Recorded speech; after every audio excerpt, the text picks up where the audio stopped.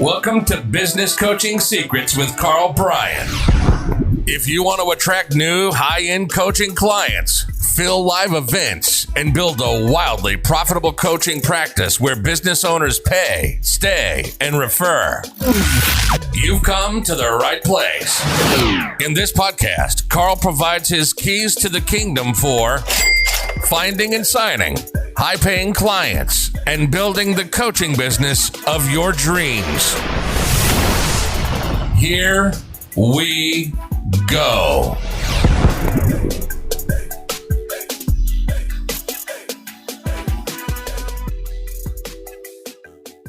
Hey everybody, welcome to another episode of Business Coaching Secrets. It's your boy Road Dogg here with the man of the hour, the myth? Let's go with that. The king, Karl Bryan. Are you there, bud? I am, bud. What's going on, Road Dogg? How goes it, brother? Going amazing. I've got a whole bunch of questions. Of course, we do have we left on a bit of a cliffhanger, our own version of Who Shot JR. That's for the older people in the crowd. Did you watch Dallas growing up, by the way? My mom's favorite show, bud. Right there, man. Dallas. So It was I watched it begrudgingly, sitting on the couch. Seriously? That was like a good show. It was so well done. You were more of a... But no, hold on. Now, and here's the beauty, everybody. I know that Karl cannot possibly make fun of me for enjoying the show Dallas because he loves The Bachelor. So there's that. I do. I love him. Chris Harrison. He'd be proud of last week's ending and this week's start, man. There you go, dude. Yeah, I have no idea what you're even talking about. I didn't realize it was back on TV, but there you go. On that note, I have no idea that The Bachelor's on TV. That's fantastic. That makes me feel really good about myself this morning. I appreciate that, Karl. All right.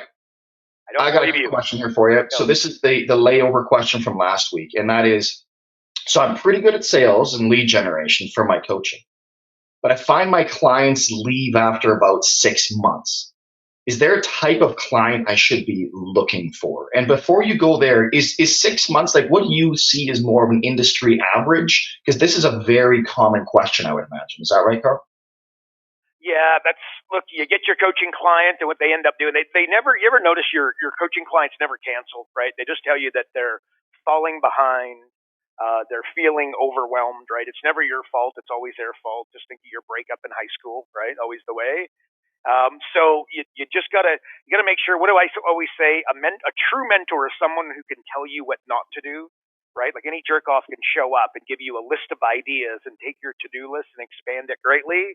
But again, Road Dogg, you're not getting through your to-do list. I'm not getting through mine. So really think of it from a place of playing subtraction versus addition to a large degree. And of course, that's a rather black and white statement for a very gray matter. But I would just say this, that, well, okay, the best chefs in the world, and some people don't know this. Like if I were to ask you, right, I'm like, okay, grab a piece of paper and a pen, and you're looking at the greatest chefs of all time, right? Like the rock stars, the world class. What separates them from the competition? What separates them and makes them the best versus, the elite?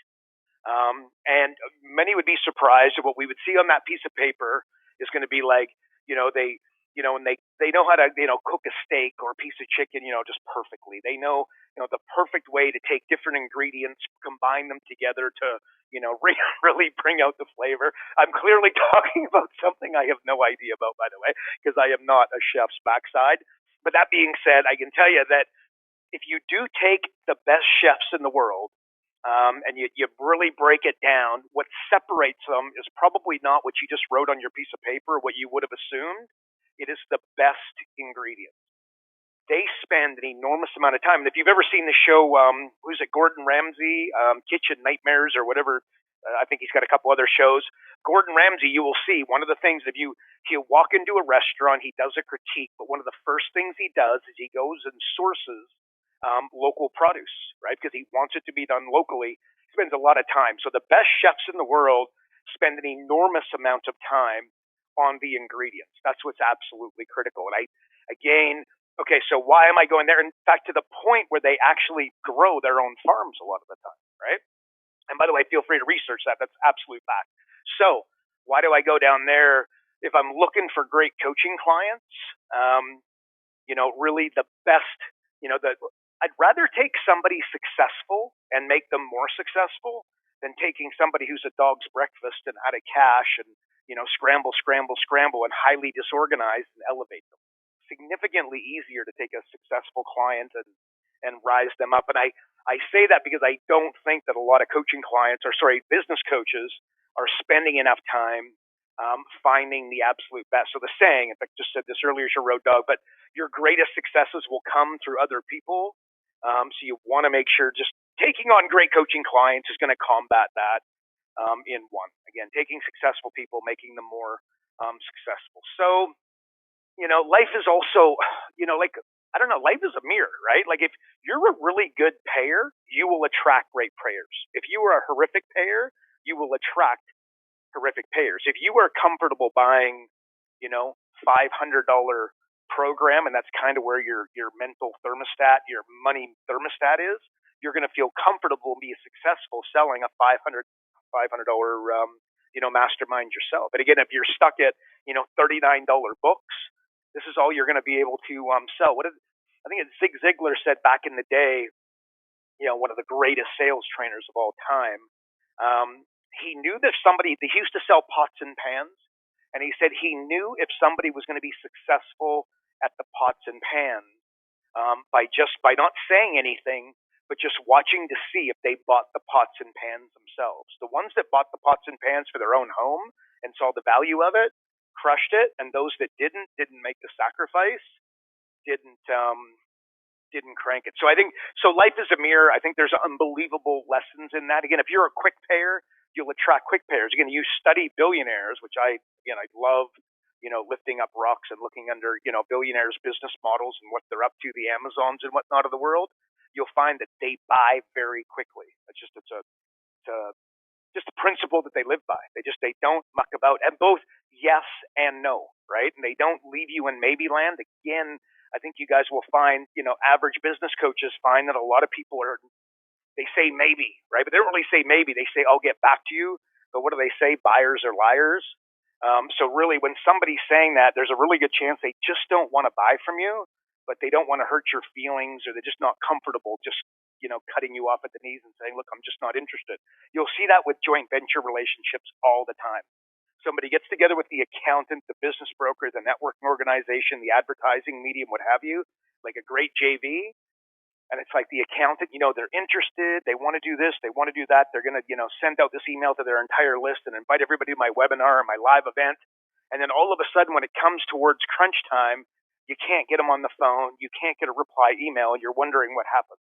So if you're wondering what happened, no need to wonder anymore. What's happening is that they're not interested. A little X factor there, Road Dog. When you're going to form a joint venture, what you want to do is you got to show up. I want to show up like Santa Claus, not the Grinch. What do I mean by that? When I show up to the accountant, the business broker, the networking organization, the advertising medium, I want to go and gift them something. Okay, an example, let's say all of our clients, they have membership sites, right? So we basically build think online business academy or an MBA in a box delivered online. But just think like a business coaching membership site. Well, they're at full retail, they're $500 a month. That's $6,000 a year. When you roll up to the accountant, gift them 3 memberships, that's $18,000 of value. You see how when I come to the accountant and I say, look, there's a pandemic, there's some difficult times, you must be answering so many questions right now, you must be doing so much free consulting, that must be driving you crazy. Look, I'd like to gift you 3 memberships on my business coaching membership site. They're $6,000 a year, that's $18,000 of value. I just wanted to hand those over because I'm sure you've got some folks that could use them. You see how all of a sudden that Santa Claus, that is every one of the ones that you're going to gift them, every one of the accountants going to follow through on a JV? The answer is no, right? But if you do that to 10, I'd imagine that 2 will follow through unless you're doing something horrifically wrong. You got the wheels turning, and now you'll be able to form a joint venture, right? But the difference is, how do most coaches do it? Is they go to the advertising medium, the business broker, and they say, hey, I get an idea. You send me clients, and then I'll pay you 20% of everything they pay me. And when they start paying me, I'll start paying you. And when they stop paying me, I stop paying you, right? So you see how That's kind of like you're the Grinch as opposed to Santa Claus. You always want to be Santa Claus. One of the things, like when I go to a networking function, like let's say if I were to go to a BNI meeting tomorrow, which frankly I probably wouldn't, because I think there's some smaller, some of the businesses that you'll find, that's a good way to get started. But if I'm a successful business coach, I'm probably not spending an enormous amount of time at BNI.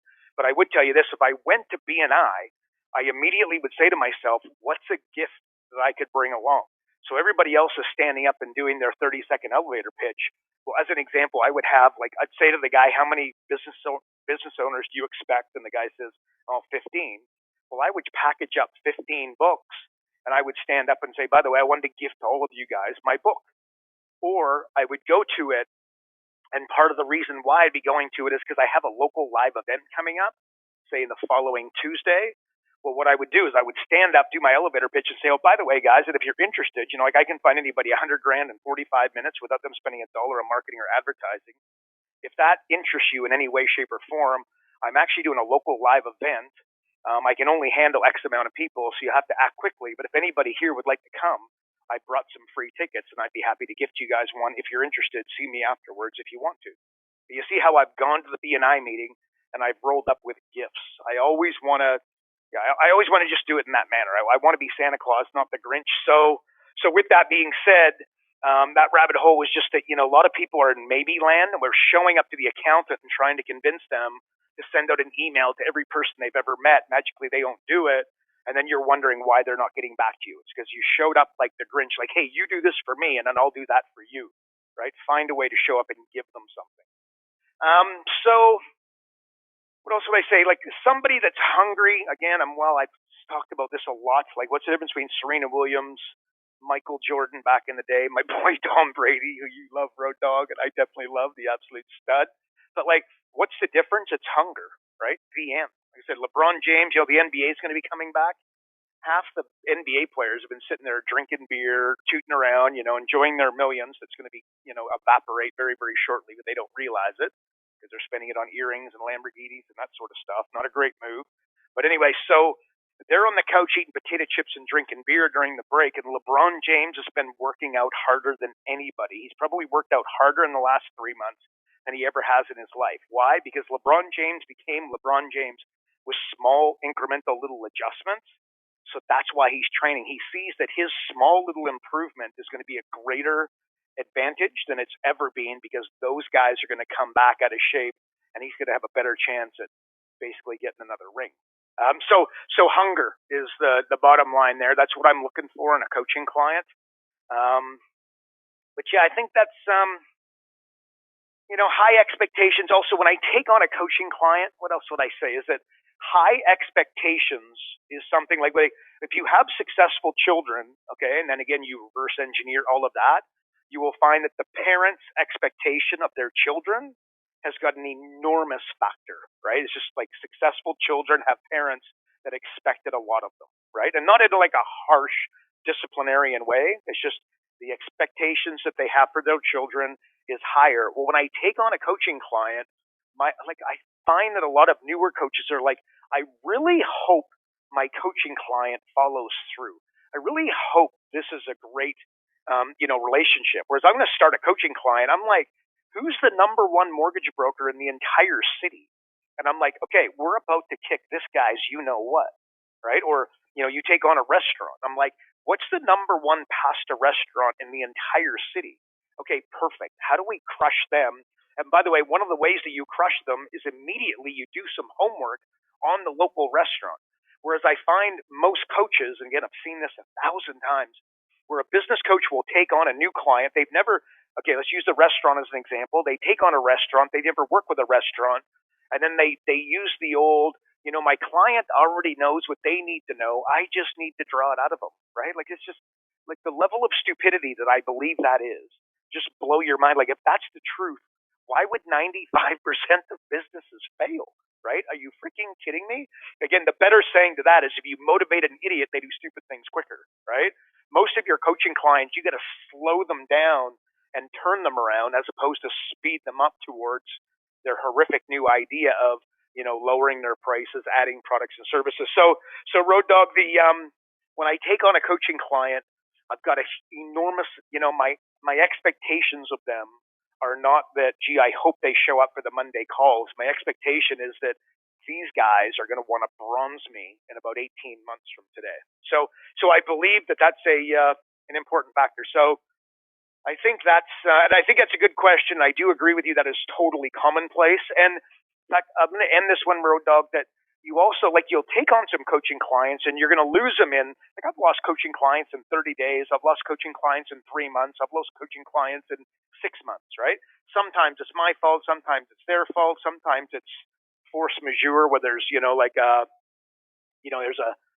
a pandemic takes over the world, something like that, right? Like there's a hurricane, there's, whatever it is, it's, God's will that this is not going to go forward. It's fine. Don't get frustrated with it is what I'm saying. Like Road Dog, I remember you and I having a conversation once upon a time when you had a coaching client and they disappeared. And I was just like, you know what, man, water off a duck's back. It's just next, right? Let's rock and roll. So I just want to make sure that when we do lose them at 6 months, let's make sure that we stay mentally strong. So there you go, Road Dog. That's my answer, brother. Beautiful. Beautiful. Now, it's funny, not once did you talk even about a specific industry or anything like that, because it's amazing how you're looking at more the psychology element, whereas people typically love to gear more towards, I need to go to this specific industry. That's pretty common? Yeah. The chokehold on every business, yours, mine, Coke, Ford, Pepsi, you name it, is the psychology of the owner, right? And everybody's got a thermostat, right? And it's just you got a thermostat for the money that you make. You got a thermostat for the expenses that you have. You have a thermostat for the size of your home. You got a thermostat for, how many emails you're comfortable having unread in your inbox. You've got a thermostat for the cleanliness of your car. You've got a thermostat for the cleanliness of your office. And the magic is, you guys have ever done, you ever cleaned your car and then you get back in it?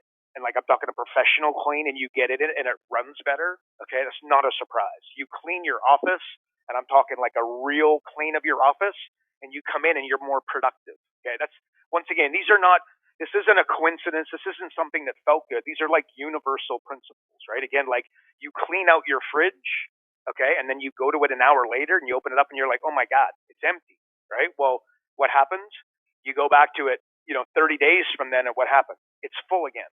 And you're like, how does this happen? And again, it's not you, it's not me, it's not your family, my family, it's not the grocery store, it's not the discount, it's not that Amazon's, delivering groceries now. It's a universal principle. The bigger your fridge, the more food that you're buying.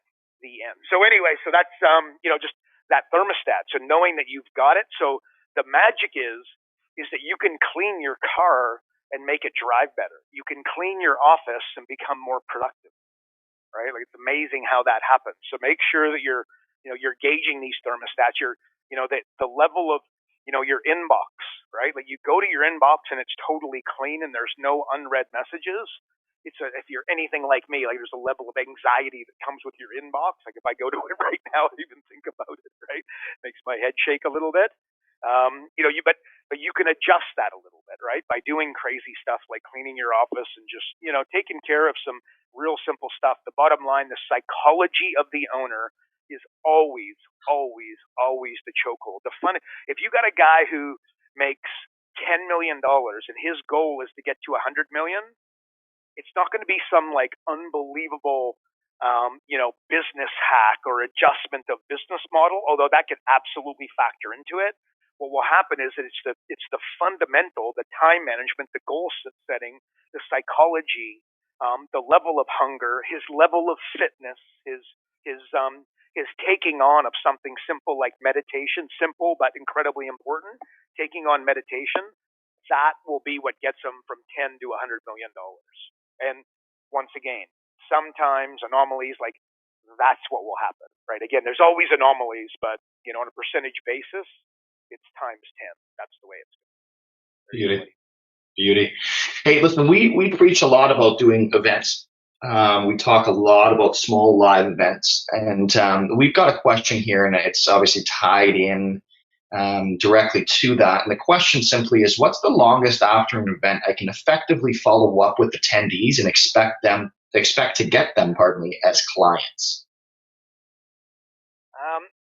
Okay, so I'm assuming somebody's like, done like they've done an event, time has elapsed, and they're wondering, can I follow up these folks?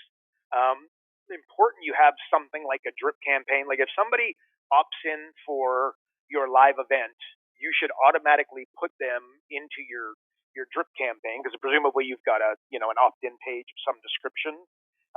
So put them into your drip campaign so that they're going to be getting correspondence from you ongoing. It's a super important factor. You just got to keep you just got to keep yourself in front of them. But I would just look. I like Tuesdays is the best day to do an event. Okay, the reason why you've got Tuesday afternoon, Wednesday, Thursday, and Friday to follow up of the same week, right? So there's something weird that happens on Saturday and Sunday, right? Like the weekends, your conversion in the following week will be significantly lower than they will be during that week, VM. So what's the solution to that? Make sure when you're doing your events that you're putting, like you do put 10 people into a room and have excellent follow-up as opposed to put 50 people in a room and have poor follow-up. I know as I say that, it's kind of like, oh yeah, well, look, that makes sense. My experience is that this is just, this is not the average roadmap that we're following. And in fact, when I used to do local live events, I used to do, forget one a week. I was doing 3 a day, an insane amount of lead generation. I remember times when we used to call them yellow cards. But like there was literally stacks and stacks and stacks of yellow cards. And we were very, very good at the lead generation. So it was just one of those things. At the end of the day, we dropped the ball. And I just wasn't looking at it from the standpoint that, damn, this less people better follow up. I was looking at more people. And then if we stumble and we fall a little bit, big deal. But when you really understand the cost of generating that lead, it's a little bit of a game changer. So bottom line, so Tuesday is the day to do it. So you've got the entire Monday would be better, but the problem is Monday, the weekends just come, something comes up Monday as a rule. You're going to get less conversion, less show up rate. So again, so Tuesday is the day to do them from my experience. And then you've got Tuesday, Wednesday, Thursday, Friday to follow up. But really, a couple weeks and they're pretty much smoked. But here's the thing. Make sure you do follow up. It doesn't matter how long it's been. It could be a month, 2 months, 3 months. Still follow up, and you never know. But that being said, I don't like your chances of getting your conversions just, aren't going to be that high, right? And by the way, when you do a live event, what you want to do is you want to have, so you're going to do a live event. You need to have one door in, one door out. Okay, very important. You got to lock the door. Okay, at that door, who's standing there? That's your gal or that's your guy or that's you standing at the door. And when they leave, so the way I do it is we have, like you do a local live event and then they have a feedback card, right? This is where, they tell you if they want an appointment, they give you feedback on the event. They give you referrals. Like there's a space for referrals, which is hugely important on the bottom of your feedback form.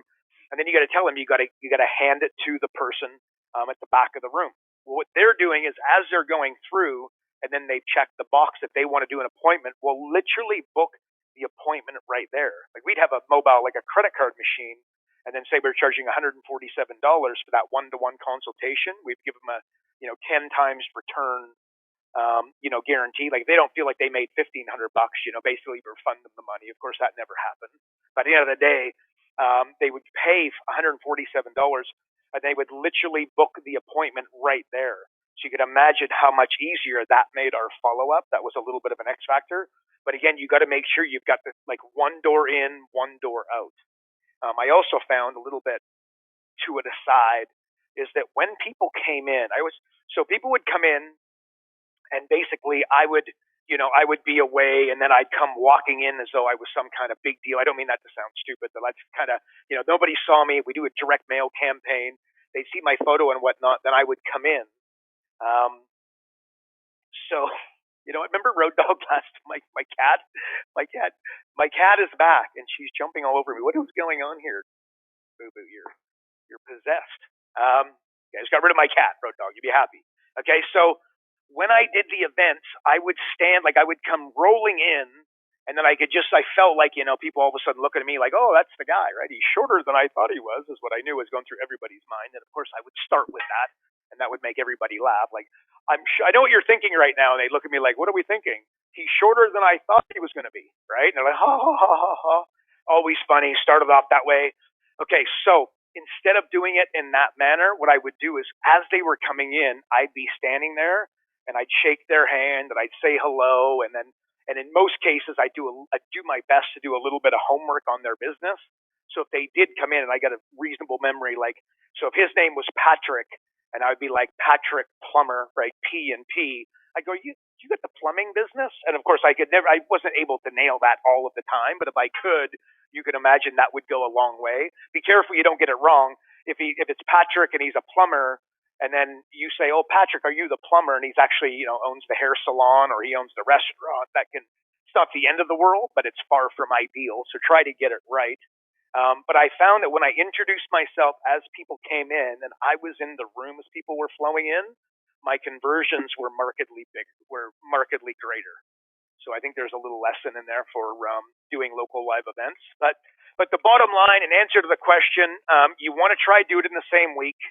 Of course, you're human. You got 2 arms and 2 legs. If you got if it has to be a week before you can follow up, that's fine. But the longer you leave it, the poorer your conversion. So I think that less people and better follow-up is going to be significantly greater on a long-term average than getting really good at lead generation, filling the room, and dropping the ball a little bit of follow-up. Because when you understand how much it costs you in time, money, resources to fill that room and get those 25 bums on seats, to not have excellent follow-up would be crazy. And make sure you've got a drip campaign. Like, one of the things that we've got, I mentioned it earlier, but the Online Business Academy, or like the membership site, well, as soon as anybody opts in for your live academy, you can immediately put them into your online, you just gift them the Online Business Academy for a period of time.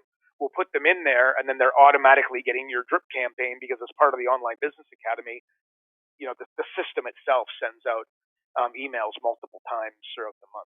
So there you go, Road Dog. Definitely in that week, man. Within 2 is best, but make sure you follow up and have low numbers and excellent follow-up. Okay, next one. This is a little bit different, but let's see if where we can go with this. It just says, my coaching client wants to discuss, and this is in quotes now, disrupting an industry. Any thoughts? Disrupting an industry. Well, there you go. We got the next Uber on our hands here, Road Dog. It's exciting. Look, there's 3 forms of innovation. There's product, delivery, and marketing. That's the good news. So again, don't I think sometimes we're thinking disrupting, and you know what I mean? It's just so, you know what I mean? I think it could be something that could be a little bit, if you make it too big, you're going to get nowhere. Let's put it that way. It's like, Road Dog trying to get in shape. If he tries to run a marathon in like 7 days, he's probably not going to put on his running shoes. The trick is to start walking around the block, start jogging around the block, step it up, and then all of a sudden you're at a marathon. And by the way you complete a marathon is that you book yourself into one, which is very important.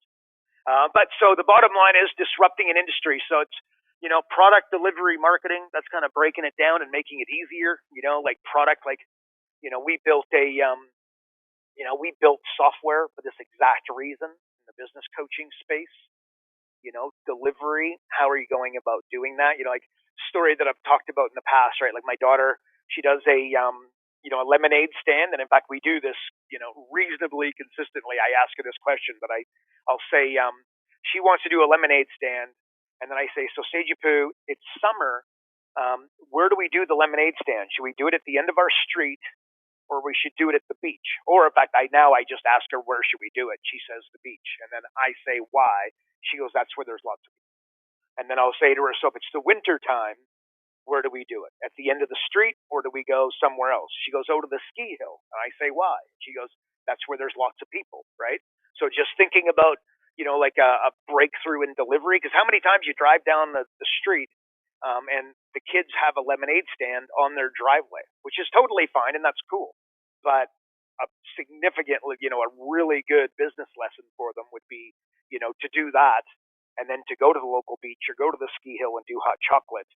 And again, you find that the kid is going to make significantly more money at the beach with hundreds of people versus, every once in a while somebody walking by. So thinking about that, and then around marketing, of course, there's different ways to, to think about it. I mean, I think that's a pretty well documented, topic, but a zillion different ways to go about marketing it. You market it online, and you market it through TV, and you market it on the radio, and then the way you do it, like the way that we do it is, we're going to, like, we created software, like we've kind of taken two and bundled together where we've got a product, which is software.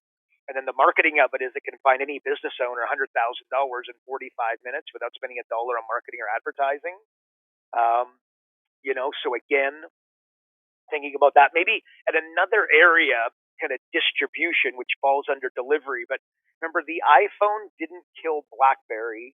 The App Store did. I don't know if everybody knows this story, but, most folks don't know. Steve Jobs worked for Atari back in the day. You might remember Pac-Man, Donkey Kong, etc. Well, it was just, the Atari was just something to facilitate the games. It was the games that they got addicted to.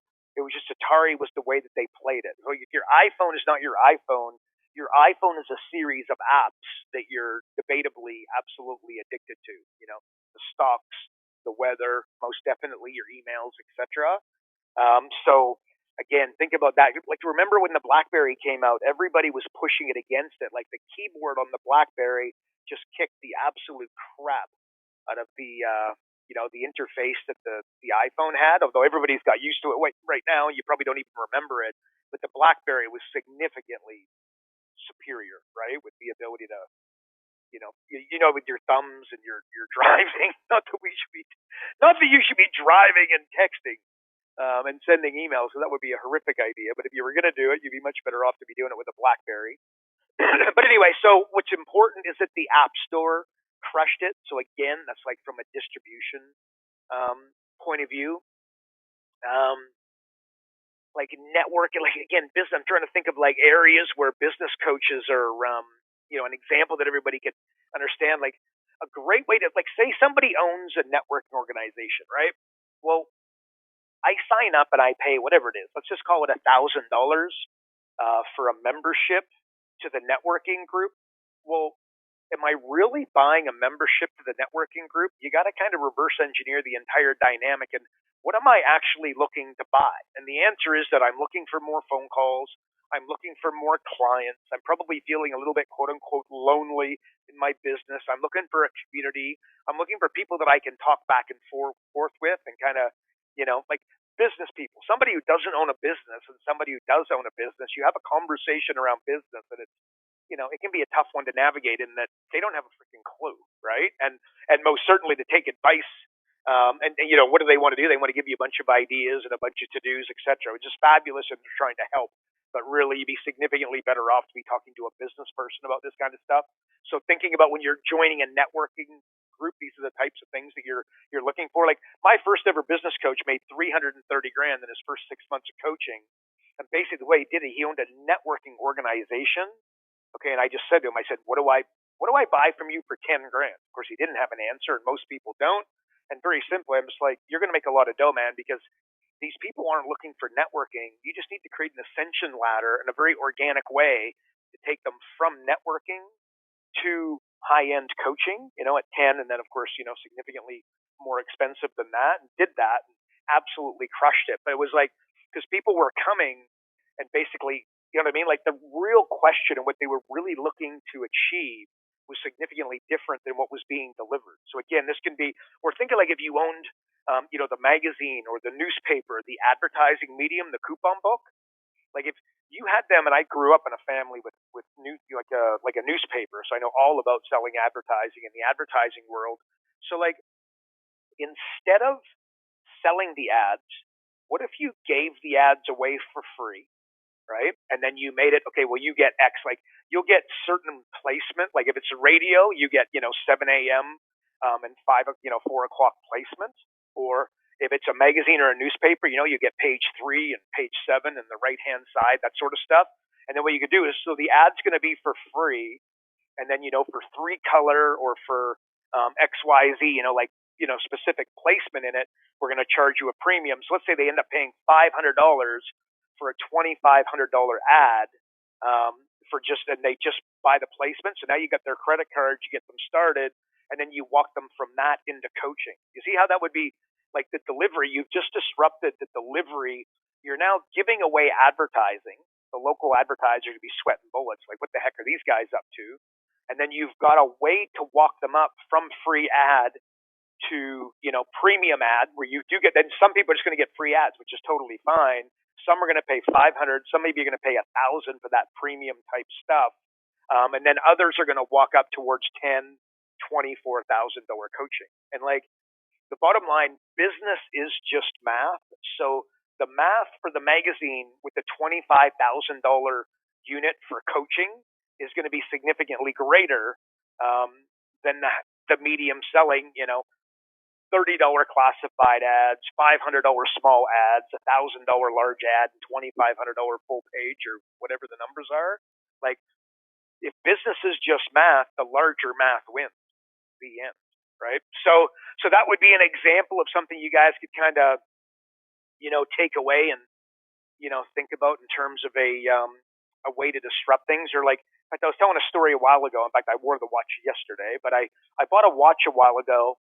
And basically, I went to it. And I get lots of watches, and I like watches, right? Guilty pleasure, whatever you call it. I've got lots of watches. So when I go on Facebook or I'm surfing on the internet, you see that watches just chase me around, right? Because they know what I'm up to. I'm just clicking on these ads. So all of a sudden, the ads continue to follow me. Well, I go in, I see this watch. I'm like, wow, that's a really cool watch. I buy it, and then I literally plug it. I go to the site, I plug in my credit card, I pay it. It's paid up front. They've got my money, and now they send me an email to say, congratulations, they just went to work on building the watch, right? I'm like, what do you mean? You know what I mean? Like, I wanted this thing for the weekend. Like, what? I'm used to Amazon, delivery, like, instantaneous, everything in this day and age. It was the exact opposite. And then they sent me a series of emails to tell me, like, how they were building it, and then, like, where they were at in the process. And, congratulations, it's finished. It's going to be, and here's the box that they're going to be putting it in tomorrow, right? It was just a whole rigmarole. But the bottom line, and what I want you to take away from it, you talk about disrupting. Really what's happening is, think about their cash flow. They've had my cash. I can't remember how long. Let's just say it took 60 days to get the watch. It was that long. It was well over a month for sure. Let's just call it 60 days. They had my money for 60 days. So I want you to think of it from an cost of goods sold and an inventory standpoint. They're absolutely out of pocket. Like, they've got my dough, and then I didn't get the watch for 60 days. They just took my dough and they put it in the bank and got interest on it, right? They put it in I'm going to say stock market, but whatever you do, don't do that, by the way. But, it's just tumultuous times, this thing going up and down like a roller coaster, which it will continue to do for a period of time, or at least that's my opinion. But the bottom line is that think about the intelligence of that business model, where most companies are operating at a very different level. And what would normally happen is they build all the watches, they hope that they sell them, and at the end of the year, they end up with all this inventory. And then what do they have to do with the inventory? They have to run it out for cheap. And then they got to get next year's, and then it's not like you go and buy. Most people don't go buy 3 watches at one time. So when you buy last year's watch at a discounted rate, it stops you from buying this year's watch at the full rate, right? So just imagine the average business model that's selling, watches. It's so intelligent, it's insane, right? So that, I would call that disruption, but I don't think that's not like Uber disruption and Airbnb disruption. But quite frankly, what it is it's disruption in an incredibly profitable way. And ultimately, remember, what do business owners want? They want to build a profitable enterprise that runs without them, right? Like that's the ultimate goal. I don't know that it's about, creating the Uber and the Airbnb in most cases, like the people that we're going to be coaching. So I think that that's really important. Like, remember that arbitrary goal that most business owners have is what? I want to hit $1 million. And again, when you understand business, that's so stupid. I know people that do $1 million and they lose $100,000. I know people that do $1 million and they make $80,000 of profit only. And then I know people who do $500,000 a year gross, but they make $250,000 of profit. Which business would you rather own? Like, it's so straightforward. But business owners, their goals suck, right? Like, you want to make $1 million. It's like, no, that's not really what you want. So when you're talking, what am I saying? So when you're thinking of disrupting, I want to make sure we're thinking about it in the right context, right? The goal, don't know that it's to disrupt an industry as much as it is to build a business model that absolutely, that absolutely crushes it. Another example, well, in fact, that watch story comes directly from Dell. If you don't know the story of Michael Dell, you might want to have a little bit of look, as a business coach, because there's unbelievable amount of learnings through it. But I'll just give you really encapsulate. It sounds very similar to the watch story I just told you a minute ago. But it used to be like you'd buy a Dell computer, and basically, they would have X amount of stock, and if they didn't have it in stock, they're immediately going into, making these computers, and they had 90 days of stock on hand. Well, Michael Dell goes, we want to bring that back to 60, and the guys are like, whew, that's going to be tough. Then he wanted to bring it back to 30. Guys go, are you kidding me? Like, are you nuts? This doesn't exist in our industry. Like, we build computers. We can't just, we can't build them that quickly. He's like, we got to find a way. Well, now when you buy a Dell computer, you go to the website, you punch in your credit card, they get their money. They start building the computer once they've got your cash. Again, think of it from a cost of goods sold and inventory perspective. They don't have any for the most part, right? So they literally start making your computer. And then, by the way, how long does it take them to make your computer? They've got it down to 3 hours. You buy your computer, they go to work. It is built in 3 hours. They work around the clock, and bingo, bango, bongo, you have got your computer in record time. But from an inventory standpoint, from a business standpoint, from a business model standpoint, from a profitability standpoint, I hope it's unbelievable. Let me just say that. Unbelievable. And in the computer space, it had never been done. Nobody thought that would ever be possible.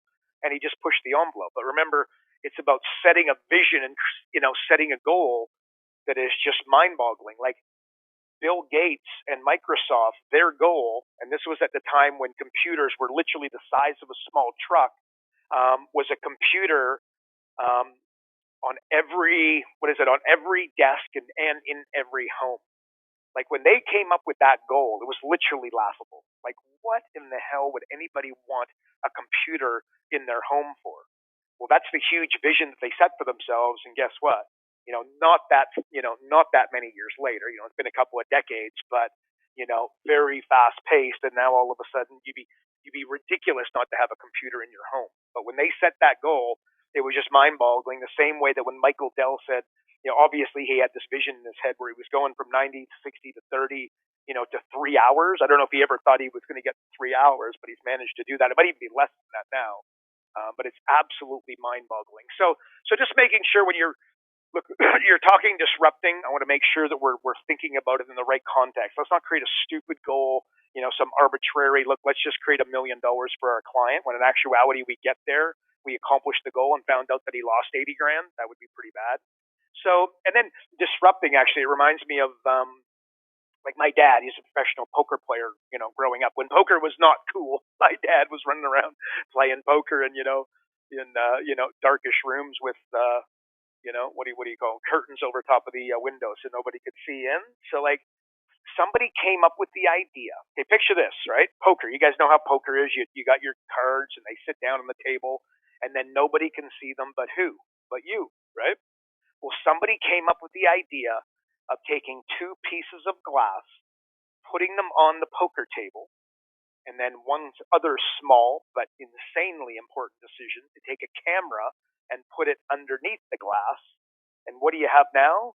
You take poker from back rooms and avoiding police to basically a sport that's played on TV and multi-billion dollar, like the World Series of Poker is one of the most watched events on TV, right? So basically that's an example, and that would be distribution, by the way, right? The delivery of the product, delivery of poker, and then you're able to go online. In fact, it's more than that. There's multiple different bits of disruption there, and a very simple adjustment. In fact, so I've got a buddy named Kyle Wilson, professional poker player.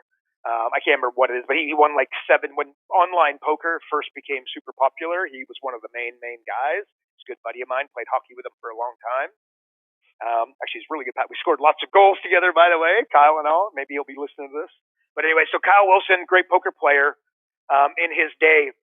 And I remember sitting with him, and then he went through a divorce and a couple, its and bits, and then he's Canadian, and he lives in Vancouver, and then so he's running, like we're sitting there, we're having a couple beers, and I'm like, man, and he's talking about, the way forward and playing poker, and I'm like, gosh, and my dad, I know a thing or two about poker, right? With growing up with it around me, I don't know how to play poker, and Road Dogg's seen my prowess at the poker table and is not impressive, I can assure you, on somewhat intentionally. So I just stay the hell away from it. But I just know how long you got to sit at that freaking table to make any money. The end. And I don't give you the Jackie Chan, one of the greatest poker players on the planet, or if you're the worst poker player on the planet, you still got to sit there and go through the motions. And there's, you get, freaking calluses on your back, your bum cheeks, sitting there. So what I said to him is that here's the problem I see it, Kyle. And again, understand I'm a business model guy. Some people like porn. I like business models, right? I love reading about them. I love learning about them. It's an addiction. I love it. Well, I want you to think about this. I just said to him, I go, Kyle, man, you are 3 feet, as I see it, you're 3 feet from greatness. And what I mean by that is that you're sitting on the wrong side of the table, right? So he enters like a poker tournament. He wins, he loses. And if he wins, man, he wins. I mean, he's playing like 7-figure games, right? Like on TV, the whole 9 yards. But I'm like, here's the problem. Like, how often do you win? And the guy who's running the tournament, so think of the World Series of Poker as an example, without doing 5 seconds of homework on the World Series of Poker, is the thing making some money? And the answer is an absolute, very obvious yes, right? Well, guys will go, and they participate in it and they pay their dough, whatever, 10, 20, whatever the buy-in, let's just call it 10 grand for the sake of the argument. I know it was that one, some stage. Might be more now, but whatever it is, it's 10 grand to buy in or however you get into the game. Well, the guy on the other side of the table, in other words, the guy running the tournament makes money every single time. And then the opportunities for him to make money where, sponsorship, like think signs on the, the table, the number of guys who go and pay the $10,000 opt-in. Of course, there's the TV rights. Like there's so many different ways of making money running a poker tournament. And I'm just like, Kyle, you got to get to the other, you're on the wrong side of the table. Forget the 3 feet. You're on the wrong side of the table, right? So like I played hockey for a living. Well, I ended up owning a hockey rink. And guess what I did? I went and created my own, like we used to have this pro tournament. You'd win a very small and unimpressive amount of money, but it was still, it was fun. And, Marty McSorley was ripping around and some other pros. At the end of the day though, we did that. And I ran the tournament, right? So hopefully I won, and sometimes I did, and sometimes we lost. But every time I made money because I was running the tournament. And then the ways that I was able to make money from hockey became, again, sponsorship. You can just imagine if you're running the tournament, there's a multitude of different ways that I could go about monetizing it. Like I would bring in a professional chef, and then we'd have what am I trying to say? Like a little lightweight restaurant, right? For the week while these big tournaments were going on. I would do consignment. I had a hockey shop. And because I was going to have huge volumes of people, it gave me a little bit of leverage. So I'd contact all the suppliers and say, well, look, I don't want to pay for all the gear, but you probably want to have a lot of, all your newest, latest, and greatest stuff in my shop while everybody's here. So bring it in. We'll count it. We'll do it on consignment. And after the tournament, I'll basically send back what's left and I'll pay you for whatever I sell. Making money on that front. So I was able to make money in multiple different ways running the tournament. So what I want to bring across, we're talking about disruption. Let's just make sure that we're not, disrupting the industry and looking at Uber and Airbnb. And I hope that's the end result. But realistically, let's just make sure that we're looking at, the parts that are realistic. But I want to come back to where I started. Like if you are going to disrupt anything, there is only 3 ways to do it: product, delivery, marketing. And I think the good news there is to make it, nice and simple. So Road Dogg, that is my answer to that one, my brother. How's that? That was a long rabbit hole, my friend. Is what that was. And I'm sitting here looking at the question going, geez, is this even a question? Turns out it was a 20-minute answer, to something that I didn't even realize. Question. So way to go, my friend. This is next level. So on that note, King Karl, can you close us out with giving us or listeners, your one thing that they can do from today's podcast? From today's podcast, what am I going to say? I think maybe just that last question was good. Like, again, that was a 20-minute rabbit hole. I didn't mean to do the 20-minute rabbit hole, but what the hell, it's fun. We love rabbit holes, Road Dog. Just thinking, disrupting. Let's make sure, like, when I start with a coaching client, I want to get results. I want to get runs on the board. So I get super tactical initially, and I get some run, like, stuff like cleaning their office, cleaning their car, cleaning up their inbox, like real basic stuff. You might hear that and go, like, writing down goals, time management, having a look at their schedule, making sure they're learning to say no rather than learning to say yes, which is very, very powerful. So I just, let's not make these things too big. You're starting with your client. You're sitting down with them. He wants to disrupt an industry. I got to tell you, that's it's not a red flag, but it's an almost red flag where this guy's thinking a little bit too big. And I just know that, remember, what do you end every one of these podcasts with? Progress equals happiness. You got to make sure you get some runs on the board. You need your coaching client to feel like they're moving in the right direction. And how do you do that? Just small wins, small wins, small wins. And that's why I get tactical before I get strategic. I don't get tactical at the expense of the broader strategy, or certainly do my best not to. But I get tactical with them early on. And I feel like, a coaching client that wants to disrupt an industry, that might be, that's amazing. And it sounds like the guy's got a big vision, and that's important. But let's make sure we're getting some runs on the board, small, steady steps. And, Uber and Airbnb, these things weren't built in a day. So, and all that being said, you know what? You got to sit down with a guy and you got to assess how, big his idea is. And if it is, man, and there's a freaking home run, man, just, all in, baby, go, go, go, go, go. But I hope that breaks it down and just makes it a little bit more palatable. But do understand, if my client's thinking that big too early, I'd rather be the big thinker. Actually, no, I take that back. You want them to be big thinkers, but just make sure it's not at the expense of your long-term engagement, which is one of the earlier questions. Like, remember, we don't want to get the client for 3 to 6 months and then lose them, right? That's a bad result. So tactical initially, working towards the big picture. So that's what I'm going to leave with, bud. Beauty. And just my 2 cents on that, because for myself, I'm looking at actually disrupting the financial services industry, but it has really not much to do with the industry itself as much as it does with the mindset. So it's interesting how sometimes a disruption, like you were saying in the poker thing, was just a matter of 2 small pieces of glass. Sometimes a disruption is just the smallest shift that is actually going to have a ripple effect in the industry, right? Exactly what you're trying in the business coaching business. Exactly. Like a disruption could be, that's a really good point. Like, it doesn't need to be massive. You know what I mean? Like, literally, like 2 sheets, 2 pieces of glass on a table is not exactly world conquering, but it's world conquering in terms of the results. But, so, sometimes it's the tree right in front of your face. It's right there. So yeah, thinking big, but also realizing that sometimes the biggest and greatest ideas are pretty small little shifts. So beauty. Well, beauty. There it is. Thinking big from the big man himself. Thanks everybody for tuning in to another great episode of Business Coaching Secrets with the man on top of that big hill, my boy, King Karl. And if you're not getting Karl's daily emails or want more information on how to build your coaching company, visit focused.com and subscribe today. Also, if you enjoyed this podcast, please share with an existing coach or someone you think would make a great coach. Again, someone that loves Tony Robbins or a great salesperson, just a highly motivated type.